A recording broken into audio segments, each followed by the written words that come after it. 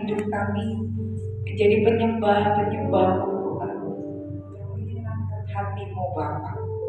Kuasai setiap hati kami, kuasai setiap pikiran kami, kuasai ruangan ini Tuhan. Biarlah segala pujian, hormat dan kemuliaan hanya bagi Engkau. Terima kasih Bapa. Ini kami Tuhan yang mau menjadi penyembah-penyembah hanya di dalam nama Yesus. Manakah aku dapat pergi Tuhan? Sungguh besar pengorbanan-Mu bagi kami. Mari kita naikkan pujian ini bersama. Terima kasih Bapa. Aku dapat pergi menjauhi Roh-Mu yang suci. Kau sahabat, katakan Kau dekat dan Kau dekat. Oh, bahkan seluruh pengabdi yang ku tak bisa membalas kesetiaan-Mu sungguh mulia. Mari katakan bersama, dan berharga, sungguh besar pengorbanan-Mu bagiku, terlalu dalam untuk dimengerti. Sungguh besar, amin Tuhan. Sungguh indah yang Kau pikirkan tentangku, tak terselami bagiku. Katakan sungguh indah, sungguh indah. Terima kasih Tuhan. Kemanakah aku dapat pergi menjauhi Roh-Mu yang suci. Kau sahabat dan Kau dekat, dan Kau dekat. Amin Tuhan. Bahkan seluruh pengabdi yang ku tak bisa membalas kesetiaan-Mu sungguh mulia. Kau berharga Tuhan, dan berharga. Amin. Sungguh besar pengorbanan-Mu bagiku, terlalu dalam untuk dimengerti. Sungguh besar, besar, amin Tuhan. Sungguh indah yang Kau pikirkan tentangku, tak terselami bagiku. Katakan sungguh indah, sungguh indah, sungguh besar, sungguh besar pengorbanan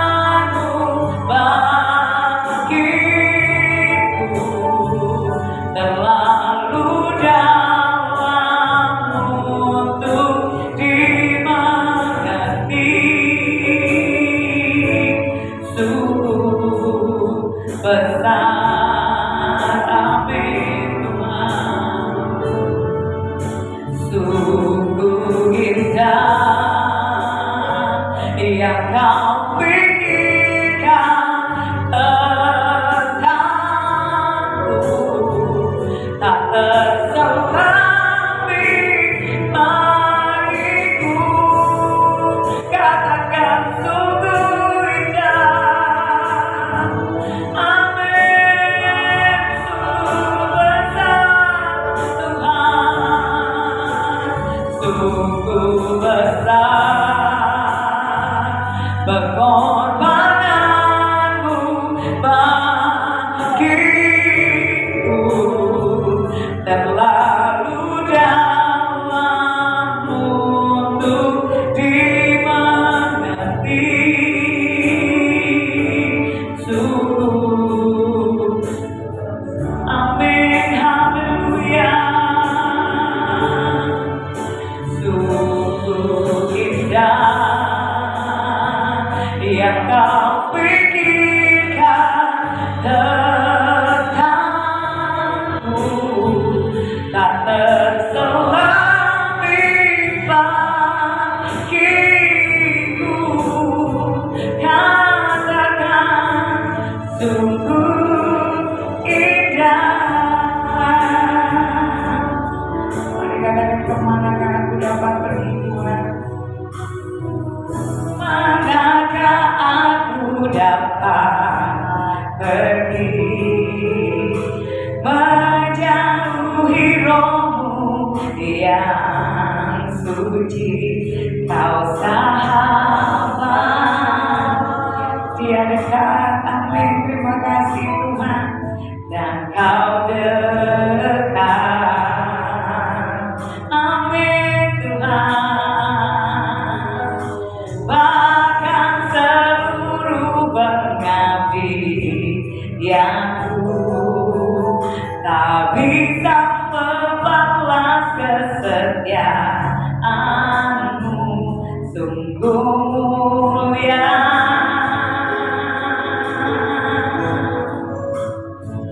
dan berharga, amin, sungguh besar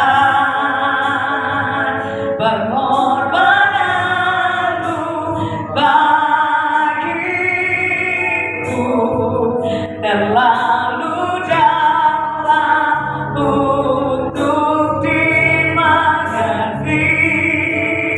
Katakan sungguh besar, amin Tuhan, sungguh indah yang kau pikirkan tentangku, tak terselami bagiku. Kau sungguh indah, sungguh indah, sungguh besar, sungguh besar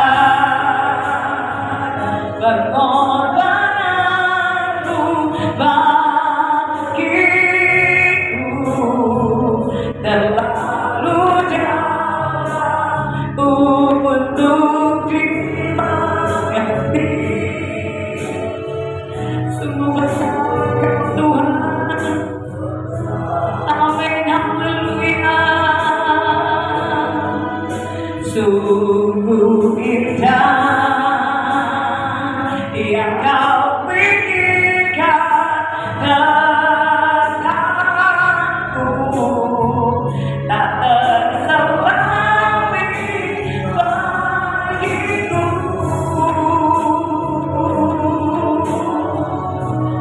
Sungguh indah, sungguh indah,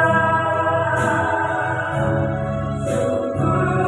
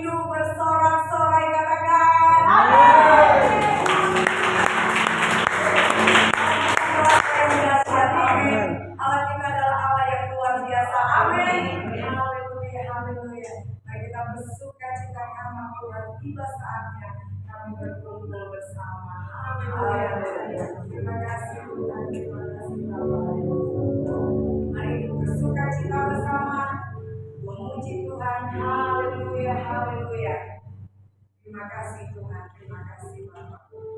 Haleluya.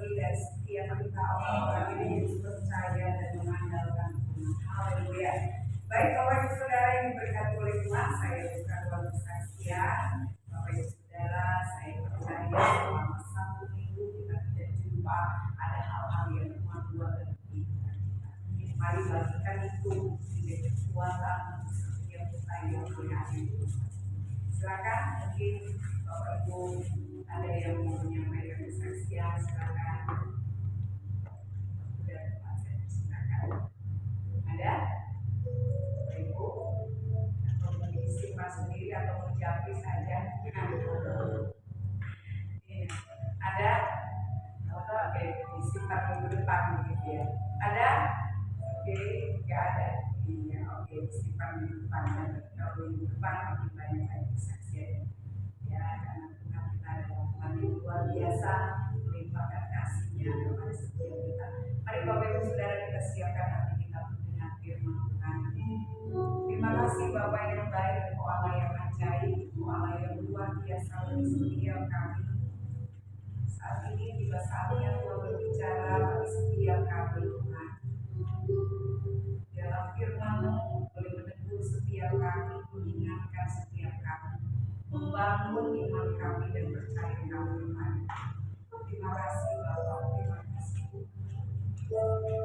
Hidupku mengenali firman-Mu.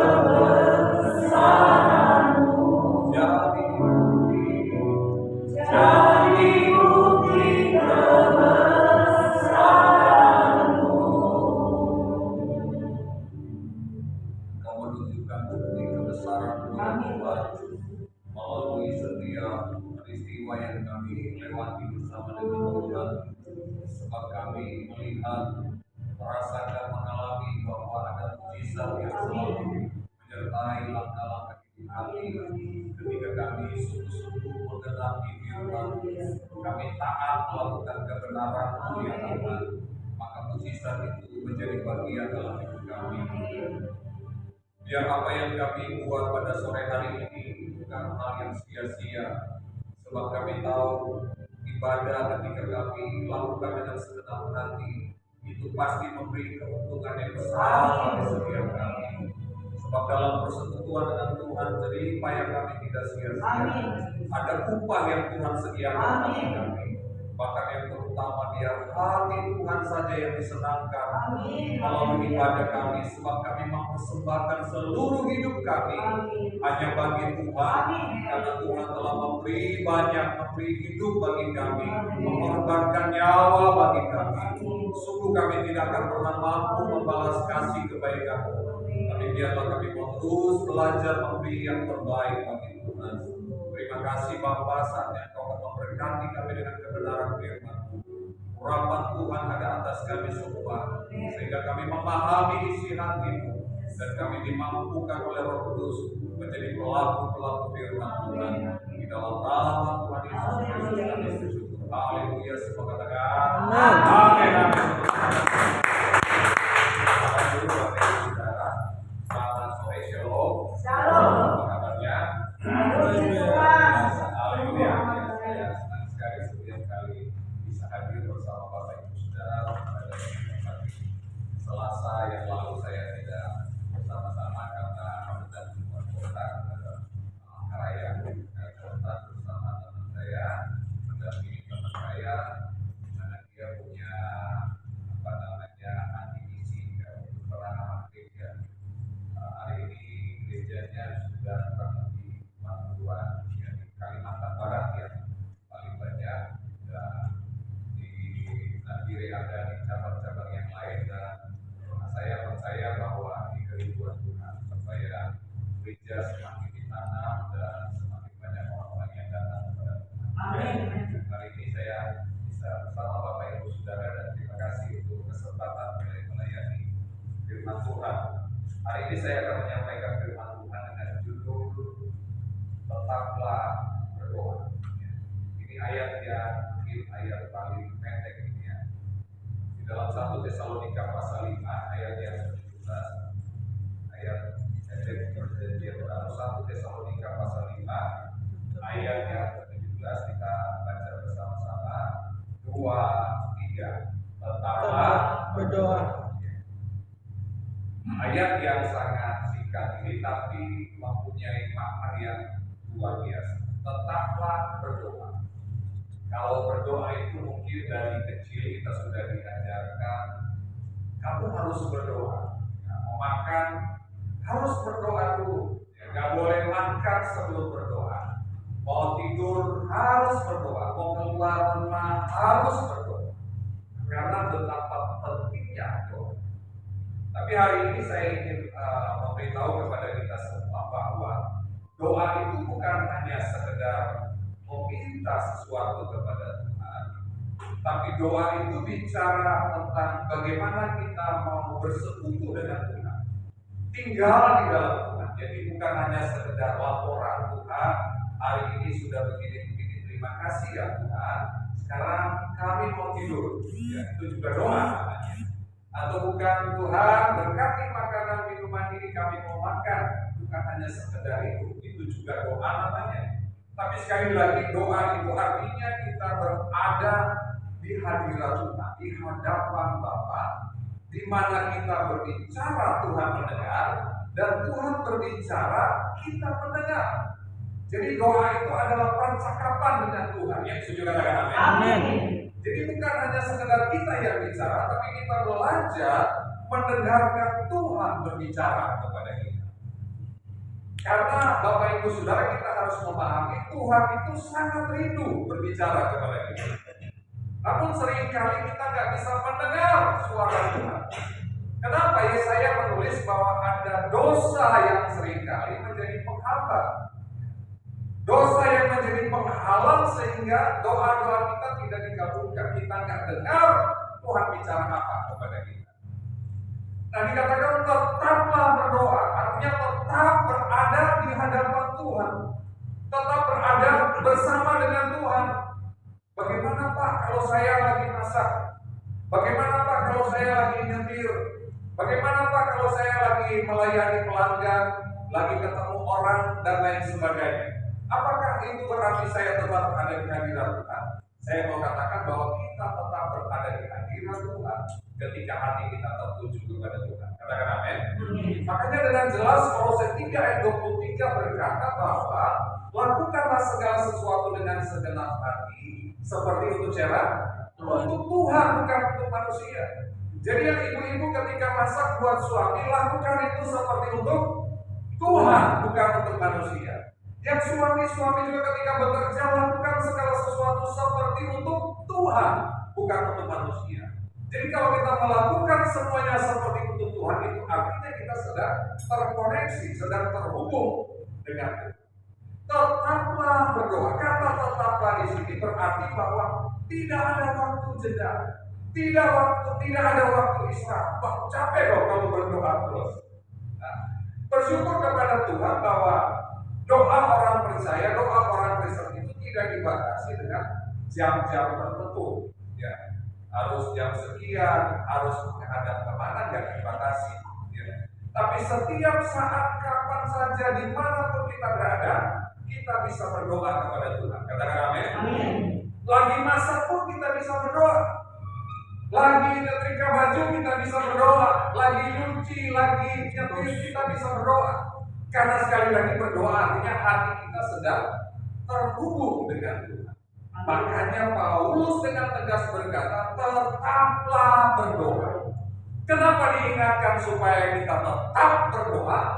Karena ada waktu-waktu di mana kita lost, di mana kita tidak lagi terkoneksi dengan Tuhan. Waktu lagi asik, ya dengan hobi kita misalnya, kita lupa bahwa kita ada dimanapun itu, kita menjadi perwakilan yang Tuhan. Katakan amin. Waktu kumpul bapak-bapak, ingat selalu bahwa Tuhan yang utus saya ketika kumpul di situ. Waktu ibu-ibu kumpul pun, misalnya senam pun ingat, oh Tuhan yang kirim saya bahwa saya untuk senam bersama ibu-ibu. Jadi ingat, fungsi kita tetap menjadi berkat dimanapun kita. Nah itu sebabnya kita bisa untuk tetap berdoa kepada Tuhan. Nah sekarang bagaimana ya, atau apa artinya ketika kita sedang berdoa kepada Tuhan? Yang pertama, doa ini menunjukkan bahwa hidup kita ini sedang bergantung sepenuhnya kepada Tuhan. Jadi orang Kristen yang tidak berdoa itu artinya dia tidak mau bergantung kepada Tuhan. Ada pernah kita mendengar bahwa doa itu merupakan nafas hidup orang percaya. Tapi Daud menyebutkan di dalam Mazmur, doa itu adalah kehidupan, bukan hanya sekedar nafas. Orang yang berhenti berdoa artinya orang yang berhenti bernafas. Orang yang berdoa itu berarti sungguh-sungguh dia mau mengandalkan Tuhan dalam seluruh apa yang dia lakukan. Keluaran pasal 17 kalau kita melihat ayat 10 dan ayat yang ke-12, bagaimana ketika bangsa Israel ini berperang, apa yang Musa lakukan? Di ayat yang ke-10 Keluaran 17 saya bacakan. Lalu Yosua melakukan seperti yang dikatakan Musa kepadanya dan berperang melawan orang Amalek. Tetapi Musa, Harun dan Hur telah naik kemana? Ke puncak bukit. Ayat yang ke-12. Maka penatlah tangan Musa, sebab itu mereka mengambil sebuah batu, meletakkanlah di bawahnya supaya dia duduk di atasnya.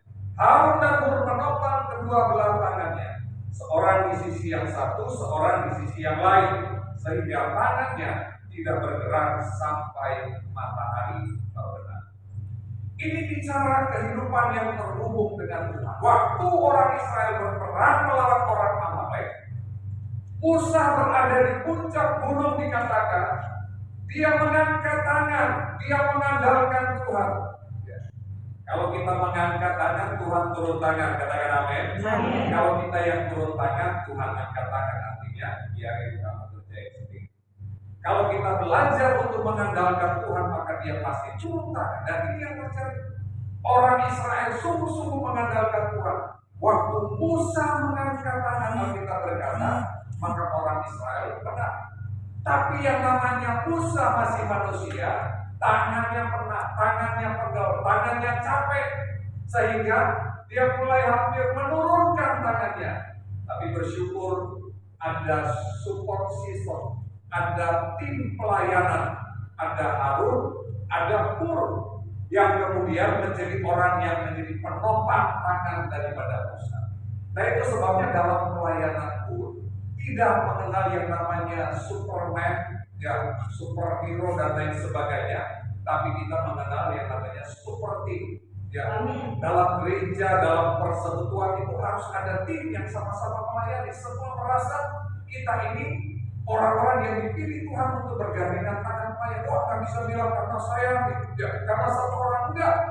Kita ini adalah tubuh Kristus. Amin. Musa juga menyadari kalau dia sendiri tangannya berat, tangannya bisa turun, dan kalau tangannya turun yang terjadi bangsa Israel itu menjadi kacau.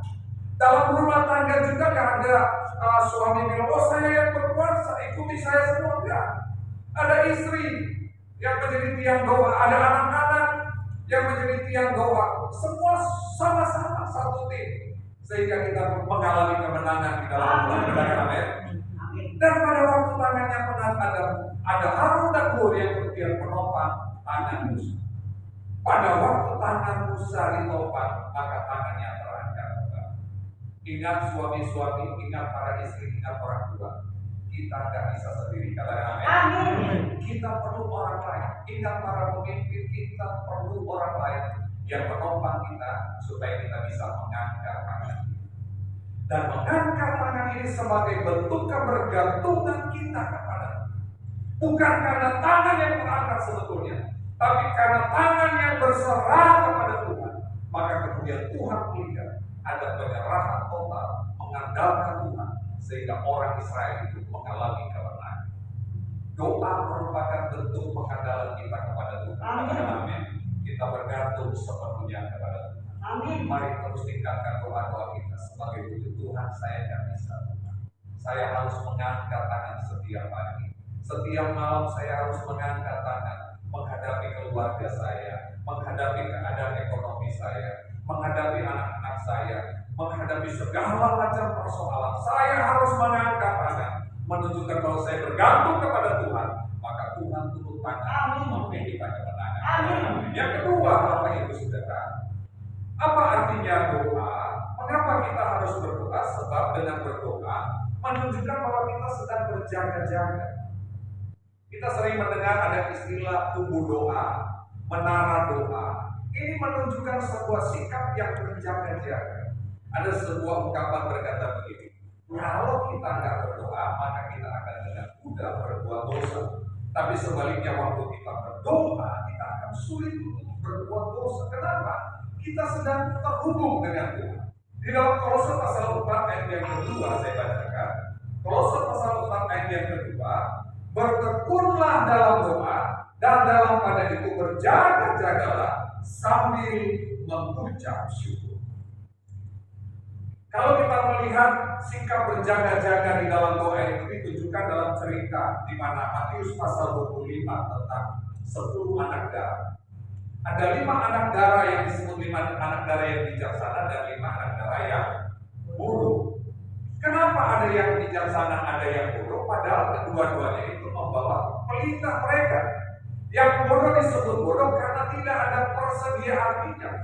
Pelitanya memang menyala. Ini sebetulnya gambaran orang percaya. Sama-sama ke gereja, tapi yang satu tidak punya persediaan minyak, tidak punya kehidupan yang selalu terhubung, yang berjaga-jaga kapan waktu ada serangan, kapan waktu lampu bisa mati, kapan waktu bisa kehabisan minyak dan lain sebagainya. Tapi yang bijaksana dia menyediakan minyak persediaan. Ini bicara tentang hubungan yang selalu terbangun dengan Tuhan. Amin. Kalau kita mau berjaga-jaga, berjaga-jagalah di dalam hubungan kita dengan Tuhan. Berdoa senantiasa. Sebab kita nggak tahu serangan itu setiap saat. Iblis itu berkeliling mengaum-ngaum. Ingat pada waktu dia mencoba Yesus, ya, dia berhasil apakah? Gak sama sekali. Tapi apa yang iblis katakan waktu dia mundur? Dia mencari kesempatan untuk kembali mencoba. Dia cari kesempatan. Dia dapat nggak kesempatan itu? Nggak dapat kesempatan. Tapi sekarang kesempatan itu ada. Siapa yang dia serang? Pengikutnya Yesus. Orang percaya jangan berpikir kalau kita sudah di dalam Tuhan gak ada godaan, gak ada cobaan, gak ada tantangan, gak ada ujian. Tetap ada. Kenapa? Kalau dari pihak iblis dia bertujuan untuk menjatuhkan orang percaya. Dari pihak iblis dia berusaha, wah itu pimpinannya loh, itu denetoknya, itu figurnya, itu panutannya, saya harus serang. Kalau pemimpinnya jatuh maka runtuhlah semuanya. Dia serang. Semakin kita kuat, semakin kita dekat dengan Tuhan, serangan itu semakin banyak. Katakan amin. Ibarat pohon yang semakin tinggi, angin di atas semakin kencang. Makanya bagaimana kita bisa berjaga-jaga terhadap cobaan, terhadap godaan itu? Teruslah berdoa. Katakan amin. Tetaplah berdoa, selalu berada di hadirat Tuhan. Dan dalam pada itu Paulus berkata, tetaplah berjaga-jaga di dalam doa dengan mengucap syukur kepada Tuhan. Sikap doa kita menunjukkan bahwa kita sedang berjaga-jaga. Yang ketiga, mengapa kita harus berdoa? Karena dengan berdoa itu artinya kita sedang membangun keintiman dengan Tuhan. Amin. Tahukah Bapak Ibu Saudara bahwa keintiman itu hanya bisa dibangun melalui sebuah hubungan. Saya mengenal Pak Agus misalnya, tapi yang lebih mengenal Pak Agus kalau saya dibandingkan dengan Albert misalnya, kalau Albert tentu Albert yang lebih mengenal. Kenapa? Karena yang lebih banyak berhubungan, yang lebih banyak berkomunikasi itu Albert daripada saya dan Pak Agus. Ini bicara soal hubungan. Jadi semakin kita berhubungan dengan Tuhan, semakin intim kita dengan Tuhan. Nah, melalui doalah merupakan alat sarana Tuhan supaya kita bisa membangun komunikasi dengan Tuhan. Dan bersyukur Bapak Ibu Saudara, kita nggak zaman seperti zaman imam-imam zaman perjanjian lama. Kalau menghadap Tuhan itu diwakilkan dengan imam yang masuk, kita nggak boleh, ya. Kita hanya tunggu apa yang imam bisa katakan. Tapi hari ini ketika Yesus sudah disalibkan, ketika tirai di bait Allah itu terbelah, kita dengan bebas. Kita sudah diluaskan oleh Tuhan kapan saja, nggak ada batasan. Entah kita kadang-kadang belum cuci muka, kita langsung berdoa, bisa saja, sah-sah saja. Ya. Jadi nggak ada batasan, kita nggak perlu cari tempat tertentu, di mana saja kita bisa menghadap Tuhan. Kok kita bersyukur? Bahkan Alkitab menunjukkan bahwa kita bisa memanggil Dia adalah Aba ya. Ini menunjukkan kedekatan. Ya. Kalau yang namanya memanggil Bapa itu kan itu berarti hubungan. Ya. Dia Abah ya Bapa. Seperti kita sedang berteriak kepada orang tua kita, ini hubungan kita sangat dekat. Nah itu sebabnya bangun keintiman dengan Tuhan supaya ada hubungan yang terjalin melalui